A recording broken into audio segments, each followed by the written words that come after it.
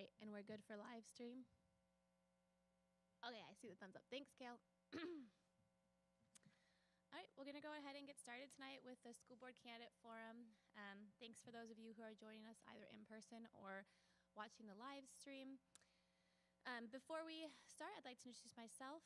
I'm Allison Momini. I am in the District 1 board seat currently and serving as president. And with me tonight up here is Abdurrahman Bila. He is in an at-large seat and serves as vice president currently. We're very excited to have 5 wonderful candidates here tonight with us. I always get feedback because I'm too loud. Sorry. We'll go ahead and have each of the candidates just really quickly introduce their name and what seat they're running for. And then I'm going to take a time to explain the process that's happening with the write-in campaigns and such. Okay, so we'll go ahead and start with Mr. Smith on the end. Hi, Oh, I think you might have turned it off. They might have had it off? on before. All right. There you go. Hi, I'm Braden Smith. I'm running for District 2 as a write-in. Hi, I'm Casey Cooney, and I'm running for at-large. Good evening, I'm Rick Hergert, and I'm running at large as well. Gabe Schapfeld, District 4 write-in. Nick Pfeiffer, District 3, to fulfill the remaining 2 years of a seat. Thank you. So we have had some questions from the community, and it is a bit confusing, so we'd like to take this time to clarify how the process is working this year. Because when you go to vote, there will be no names listed under District 4 or District 2. We did not have anybody volunteer in time and get the signatures in time to be on the ballot. However, we do have candidates willing to serve those seats. So for District 2, you can write in Braden Smith. And then for District 4, Gabe Schatfeld, who currently is already on the board, he's in an at-large seat. He can be written in for District 4, though, because he lives in that district. So he's doing a write-in campaign for District 4. If he gets that seat, he will resign his current at-large seat. This means we would have 2 at-large seats available. So Mr. Cooney and Mr. Hergert, whoever has the most votes, will get the 4-year at-large seat. Then the newly open seat can be offered by appointment to the other individual. When an appointment is made, it lasts for 2 years. So that individual would have 2 years to serve on the board and would then have to rerun for that seat. And then finally, you will see Mr. Pfeiffer's name on the ballot for District 3. So hopefully that helps clear up some confusion about how this process is working, but we're happy to clarify later at the end if necessary. We're going to go ahead and get into our questions. Our candidates were provided these questions in advance so that they could have some time to provide thoughtful answers. We will start with Mr. Smith. The first question is, what motivates and qualifies you to want to become a school board member? Please include particular skills or experiences that qualify you to serve as a school board member and the time you're willing to give to board service. Thank you. I'd say what motivates me is fairly simple. I believe that every student in our district deserves the best opportunity for success, and that starts in the classroom. And so I would like to see myself, if elected, be more of an advocate for our teachers and staff in the district. I believe that the board needs to support them and assign resources and through thoughtful policy to allow them to do what they do best. In terms of what qualifies me in my professional life, I work as a data and analytics specialist with the University of Iowa. So day to day, I'm helping others understand complex information to make better decisions. Those are skills that I would bring to the board discussions immediately. And I've served on the CCA Foundation Board for the past few years and seen firsthand what community engagement and support can do for opportunities for our students. Things like outdoor programming, scholarships to continue their education, as well as classroom grants. I'm ready to dedicate the time and energy that this position deserves. I have 3 young kids in the district. My wife's a teacher. It's our community, and I'm looking forward to giving it my best shot if elected. Thank you. Mr. Cooney? My motivation to serve on the CCA school board comes from a deep-rooted passion for education, athletics, and community.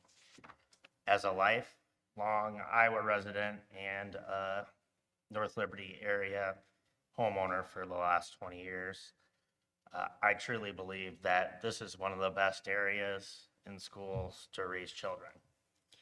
With my daughter, Kira, she's a 14-year-old 8th grader at CCA Middle School. I've witnessed firsthand how CCA fosters a close-knit environment amid rapid growth. And I want to help preserve that while elevating our competitiveness as we grow.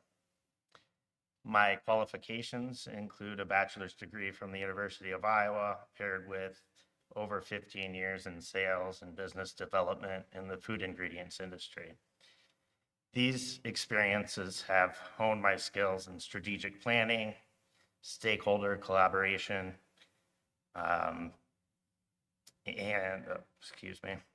budget management and problem solving.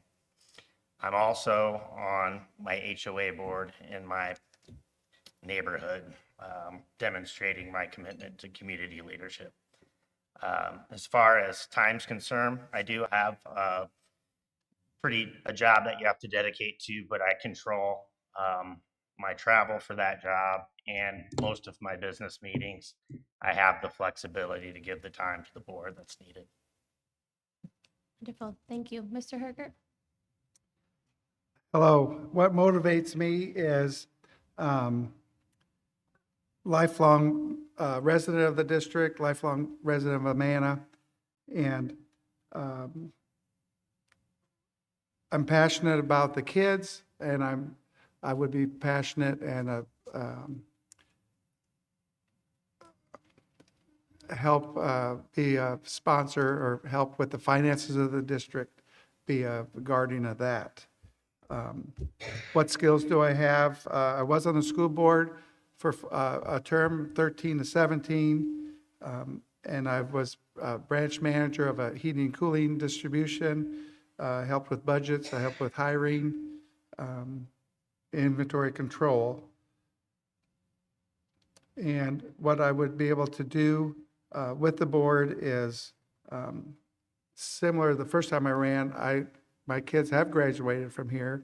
My grandkiddos are 7 years old, so they won't be here anytime soon. But with that being said, I would have time, and I did in the past attend several meetings during the weeknights, AEA meetings. We'd go to Marion, we'd go to state convention. I am working as a greeter at the University of Iowa Hospital, downtown Main Hospital. So with that, with time would allow, with time off for that, I would be able to attend those meetings. Another reason to serve on the board, when I was here the first time, our business manager, Lori Robinson, was here, and I did contact her before I ran. She promised me she's staying for 4 more years at least. So with her help, I would easily get through this next 4 years. Thank you. Thank you. Mr. Shotwell? Yes, pardon me for my voice. I'm kind of battling a little something here, but what motivates and qualifies me currently on the board, I'm a graduate of this great place. I moved away for a period of time, but my wife and I felt strongly about moving back here after some time away and wanting to raise our kids here. So been involved in numerous sports and extracurricular activities with them. Just want to continue to serve the community and do it in the best way that I can. I'm kind of a person that if you're going to complain about anything, not that there's anything to complain about here, do something about it. So that's why I look for different ways that I can serve. And obviously these are not paid positions. I commend everybody for being up here right now. This isn't exactly the funnest thing to do, talking in front of people for me. So I'm just appreciative of the opportunity and look forward to continuing to serve Particular skills that I have, I've worked for the Department of Corrections for the state of Iowa for 18 years. Currently a division manager, so I'm very familiar with state budgets and being fiscally responsible with taxpayer money. So I feel that's very important, trying to get the most out of the resources we have and look at different ways, thinking outside the box of doing things that particularly we may not have done in the past. And how much time can I serve? As much as it takes. It's a sacrifice that I'm willing to make this place great and great for our kids going forward. Thank you, Mr. Pfeiffer. Yes, what motivates me is I want to finish what I started here, filling in for the past year. Want to provide a stable foundation for our new superintendent, and I'll continue to help our administration improve our communications so that we can better display the strengths of CCA, be represented as great community partners in the communities that we are in, and make CCA the school of choice in Johnson and Iowa counties. I've served as treasurer of the Athletic Booster Club, served as president of the non-affiliated Clipper Baseball Club, as well as volunteered numerous places and times throughout our kids' years here. My professional life, I'm a skilled communicator. I see that as very beneficial to this role. I've seen over the past year the amount of time that it takes to be on the school board varies from week to week, but it's been manageable. Because of the work that I do, there's instances where I'm required to be in Des Moines at a moment's notice during the legislative session, but I try to keep those absences at a minimum, and technology is very helpful with that. So, Great, thank you. We'll move on to question 2. If elected, what would you hope would be key accomplishments of the board during your years of service? Mr. Smith. Thanks.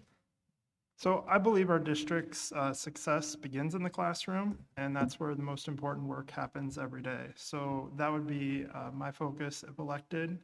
I would like to see the board continue to support smaller class sizes through thoughtful policies and aligning resources wherever that's possible, making sure the policies take into account different student class compositions and grade levels, and giving our administrators and teachers the ability to have that freedom. I also believe that that includes making CCA the destination district for great educators in the corridor. So in the current environment, ensuring that we can attract great educators into our district and also retain those educators, not just from the aspect of against other school districts in the area, but also keeping teachers in education. They're doing the work every day with the kids in the classrooms, and I think it's important to support them in that. Beyond that, though, I would say that because of the way CCA is comprised with many different geographic communities, I think it's important, and success to me would look like every community in our district feeling like they are connected and engaged and understanding decisions that are made and feeling like they have a voice in those decisions. Ultimately, it would be great to see 10 or 15 people up here in a couple of years, all eager to serve their community. So I think that would be another thing that would be successful, building that kind of engagement. Thanks. Thank you, Mr. Cooney. If elected, I would hope the board would accomplish 4 things. Number 1, enhance teacher support through competitive compensation and professional development to retain top talent. 2, curriculum innovation, including expanding AP offerings, STEM and arts integration, and personalized learning paths to boost academic outcomes and college readiness. 3, expanded extracurriculars and athletics and clubs to promote student well-being and engagement. And number 4, strategic partnerships with local businesses and state resources to fund infrastructure growth while maintaining CCA's community feel. These, I feel, would position CCA as a top district without losing its unique spirit. Wonderful. Thank you. Mr. Hergertz?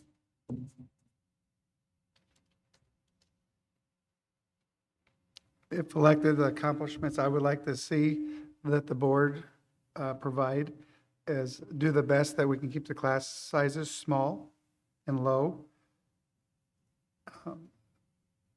Increase the attendance at the Manna Elementary Building in Middle Amana.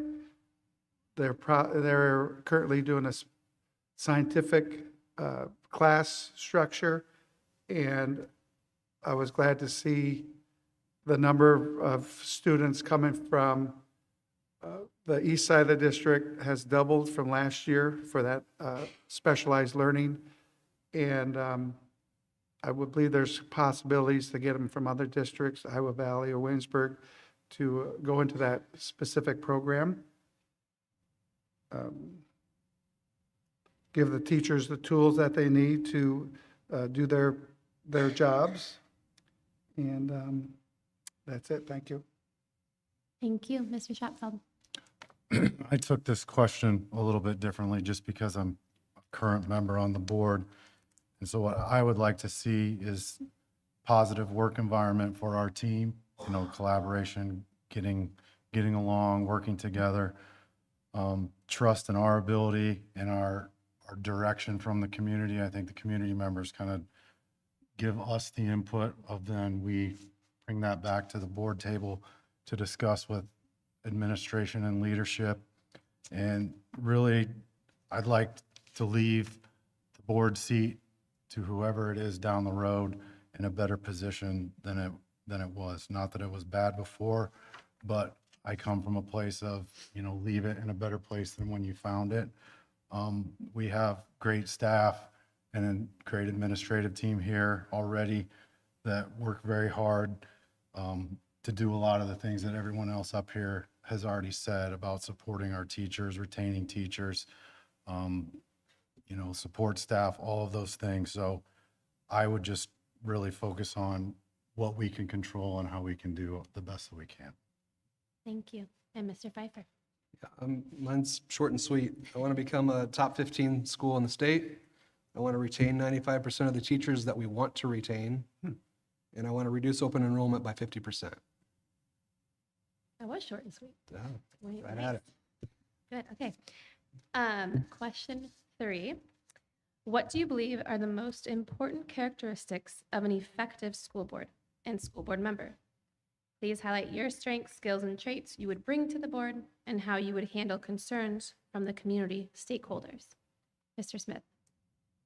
I think the foundation of any good school board or board member and school board in general is trust, both within the district and across the wider community in general. And for me, that comes down to 3 things, which are communication, collaboration, and transparency.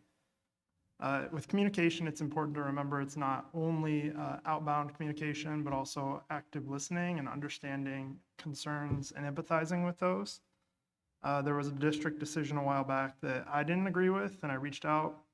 And something that has always stuck with me was the way the board member responded, explaining the process. And I always really kind of had a wider respect for the process after that. And so that was the kind of openness and communication that I would strive to replicate if I was elected. Collaboration means remembering that the board, no one member acts alone. Everybody has to work together for the board to get anything done. In my day-to-day life, I work across departments at the university, and I would seek to bring that same teamwork spirit to the board. And then transparency, to me, means being good stewards, not only of taxpayer dollars, but also trust within our community.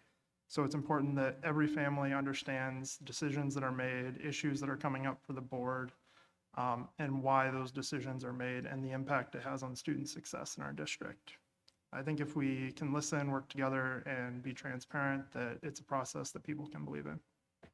Thanks. Thank you. Mr. Cooney.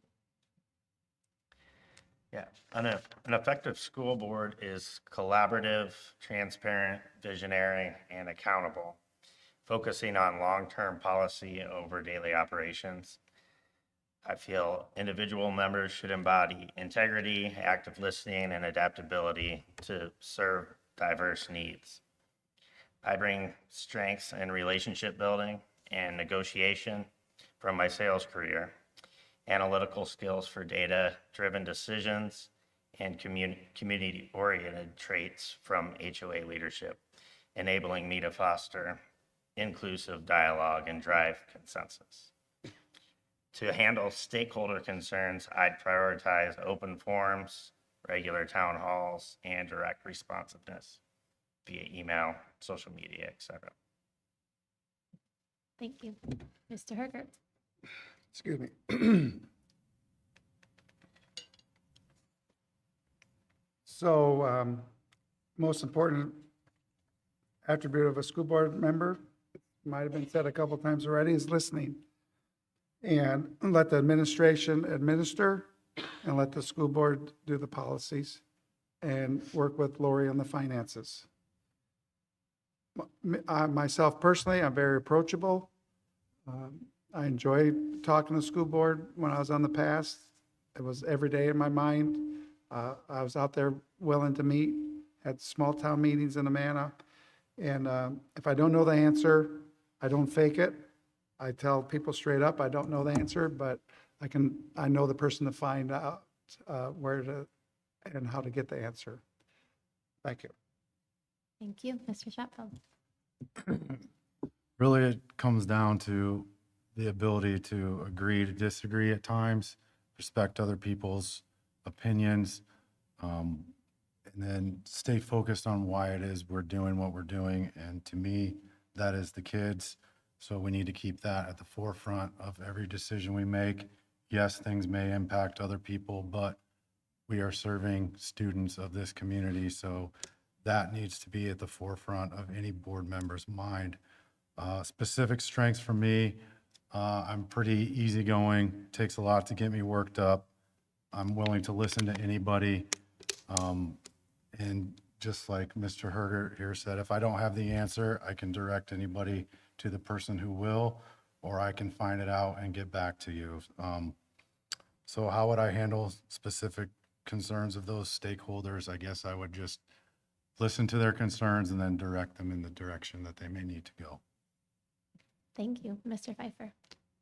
Going last always makes me feel like I'm just summarizing what everybody else has said. But the most important characteristics is listening to all voices, listening to the constituents that put us here, communicating the why behind the decisions that get made, even in the face of disagreement, and accepting decisions that we've made and move forward.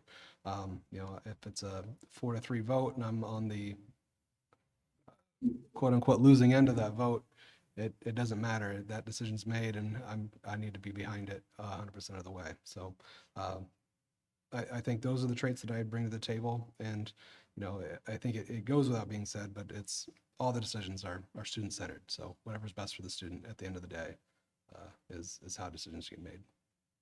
Thank you. Question 4. What is the difference between governance and operations in a school district? Include, what is the relationship between the school board and the superintendent? Go ahead, Mr. Smith. Yeah, so in my understanding, governance is the purpose, setting the vision, the priorities, where the district is headed and why it matters. The board's role is to define policy in that, ensure resources are aligning with that policy, and then measure progress and course correct if needed. Operations would be more of the day-to-day work, the how, which is where action happens, and priorities and plans get put into place. This would be led by the superintendent and the staff. It's where the vision actually starts to take shape in our schools and our classrooms. The relationship between the board and the superintendent is key to making all of that work. Both governance and operations have to act in sync. I think that relationship should be built on transparency, trust, and listening. The superintendent is the board's educational expert and also a conduit for all the teachers and staff. So as a board, I would see the job being to listen to all of that expertise, set clear expectations, and hold ourselves accountable for the goals that we establish together. Thank you. Thank you. Mr. Cooney? Yeah. Now, governance involves the board's high-level oversight, setting of the vision, the policies, and the budget goals, while operations encompass the day-to-day execution. The board-superintendent relationship is a strategic partnership. The board hires, evaluates, and supports the superintendent as the chief executive. The superintendent advises on feasibility and implements board policies, ensuring alignment towards district excellence. Thank you. Mr. Herger. So the operations, governments and operation of the school board, we set the policy.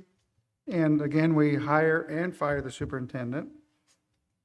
We need to let the superintendent have the reins, and we're here to help the superintendent achieve his goals. The relationship, I think that does it. Thank you. Good. Mr. Shotfeld. I'm pretty much summarizing a lot of what they all just said, but governance is basically the oversight of the systems, of policies, practices, and we set the direction, whereas the operations is the day-to-day carried out by the staff that's hired to do their jobs. So the relationship of the school board and superintendent should be a two-way street, completely built on trust.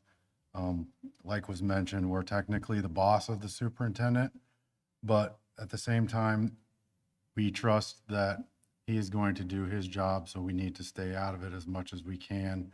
Meaning, just like when I hire somebody at my work, they don't need me to micromanage them. I hired them for their skill set.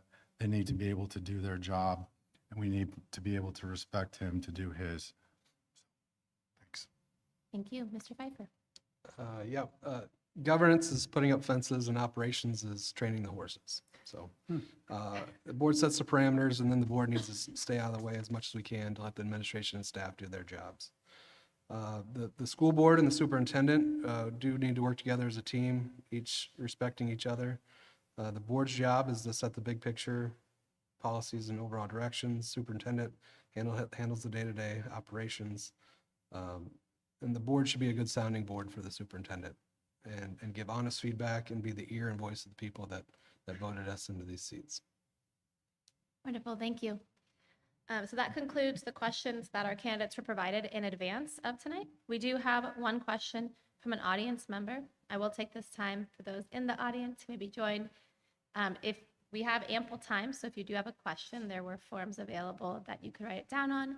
And while they answer this question, you could certainly go write down a question and submit it to us here at the front to be asked. The question that we did receive from an audience member thus far is, what are the 3 biggest challenges and 3 biggest opportunities facing Clear Creek Amana Community School District? Now, I'm going to give you a minute because I feel like it'll be unfair if the person at the beginning has to go first and the person at the end gets like 5 minutes to think about it. I'll also say, great if you can give us 3 biggest challenges, 3 biggest opportunities. But if you can just even do one of each, that would be great, because I'm not sure I could organize my thoughts enough to do that on the spot. So props to you guys.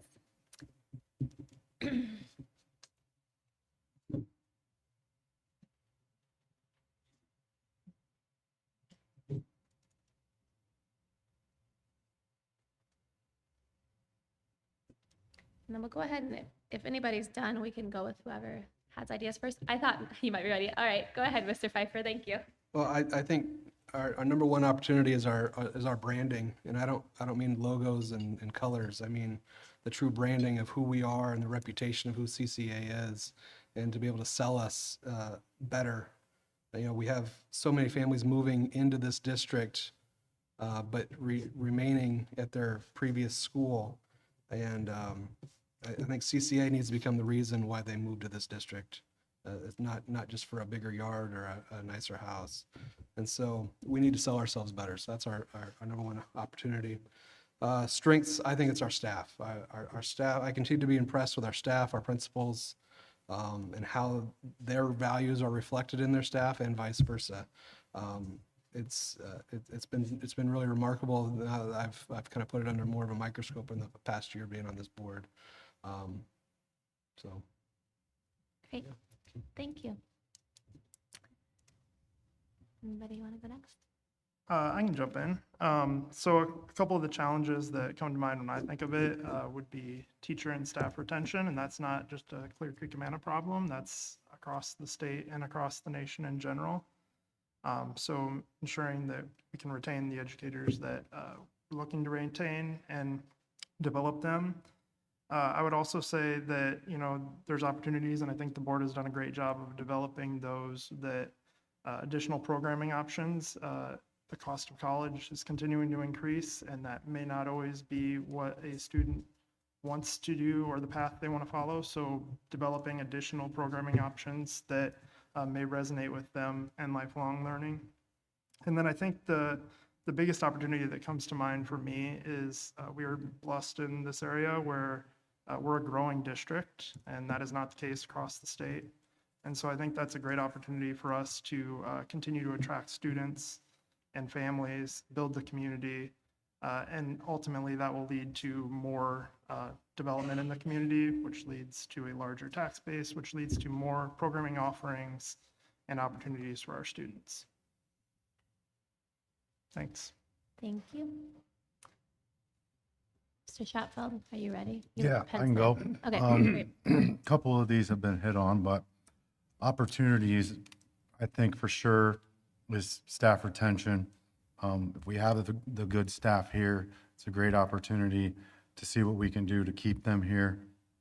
In addition to what Nick said, another one is branding. I feel like once we get people here, or once they're here, speaking from experience, I wanted to come back here. Although we have grown since I was a student here, I still feel that this is a small town feel in a bigger time school district. So I think if we can get people to come here and realize that, there's a lot of opportunity to get them to stay. One is both a challenge and an opportunity, so I'll save that for the end. Another challenge that we've had, specifically in the last couple of years, that kind of piggybacks off of that, is we're losing some people to open enrollment out. So getting to the root of what maybe those causes are, turning that into an opportunity to keep those people here. Another challenge is just being competitive, not only in athletics, but our academic setting, you know, making people aware that, you know, you don't have to go to Solon, or you don't have to go to Williamsburg or Iowa City. We can offer those things here. And so the last thing that I see is both a challenge and an opportunity is community connection. It was mentioned earlier that we have a lot of small towns that make up a large area of our district. So I think that can both be challenging as far as transportation and who goes to what school and those things, but it can also be one of our biggest strengths because we have a lot of different communities that make up our one system, a lot of different people in different areas. So that certainly could be a strength that I think we could piggyback on and use to our advantage going forward. Thank you. Mr. Cooney, you ready? Yep. Great, thank you. Yeah, I think, I may not have three of each, but I think our biggest challenge is also our biggest opportunity. And it's just the amount of growth that we've seen over the past, 10, 12 years. We're starting to compete with a different level of school size. And I think that opportunity to grow in like AP offerings or STEM opportunities, arts, or, even extended athletics, just to get that community engagement could be a real great opportunity to just keep us up with those larger schools as we get there. That might have been my only one, but. That's good. Yeah. Okay, excellent. Mr. Hager? The challenges are similar when we were on before, the growth of the district. Looking at our facilities, maybe it's time to do a facilities committee where, we involve the community, get a group together and see where we're going next. As mentioned earlier, I understand the finances are different. We're losing kids and the school vouchers have had an impact on our budget.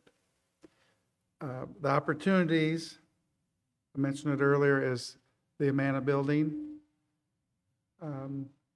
And we keep our Clear Creek Amana Community School, and we're keeping the community. The board, before I got on, while I was on, and now is committed to buildings in our small towns. Gabe mentioned it. Small town feel with a big school.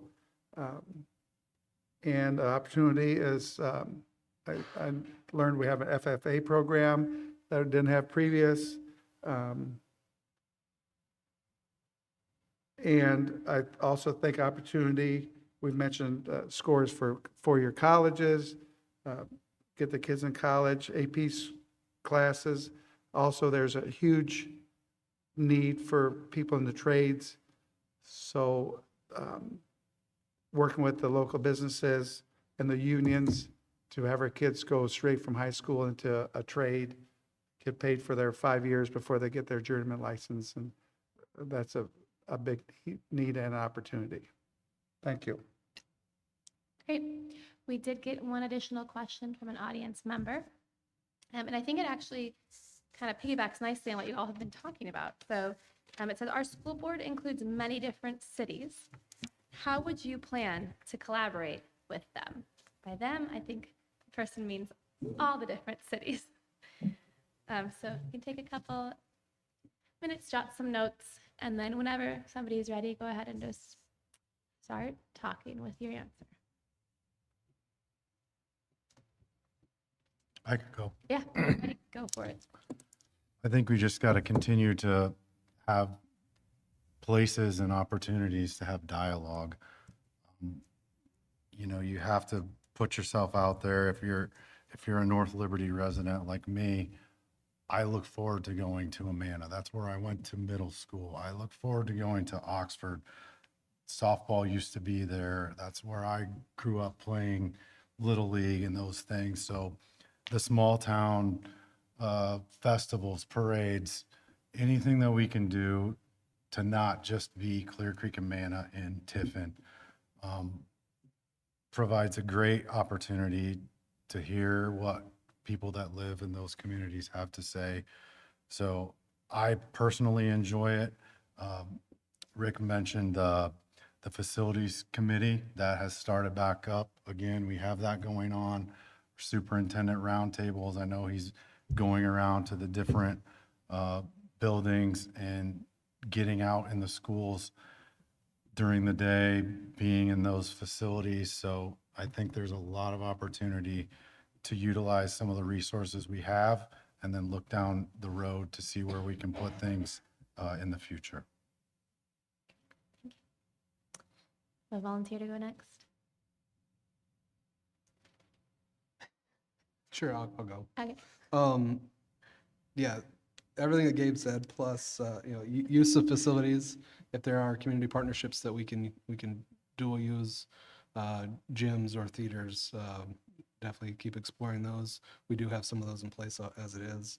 Explore partnerships that provide the best for all. If it betters the community and betters the school, and that's a financial commitment to a sidewalk or a tunnel, we definitely need to continue to explore those things. And then third is invite the community to school events. Get the community in the schools, especially parts of the community that hasn't interacted with our staff and our students. If there's ways that we can become more involved in those things. And I think a lot of our high school staff, like high school groups, are doing a lot of very good things. The one that comes to mind is the Winter Festival in Oxford that happens right towards the beginning of December. A lot of our high school students get out and are involved with planning and organization of that event. And so there's more opportunities like that out there. Mr. Cooney, you ready? Yeah, Great. sure. I think it's an interesting question based on how our district all lays out, because I'm way up in the top of North Liberty and without my daughter's sports, we wouldn't have known a lot of those kids in Oxford and Amana. So it's an interesting question, and I think there's got to be opportunity for people outside of athletics, people in those sports, kind of like what you were mentioning, activities outside of sports, theater, arts, things to draw people together outside of just the obvious ones like the Little League and the basketball, which are also great. But Okay, thank you. Mr. Smith? Yeah, I think, as it's been mentioned, I think it's about providing opportunities to have that dialogue across the district. I think it's important.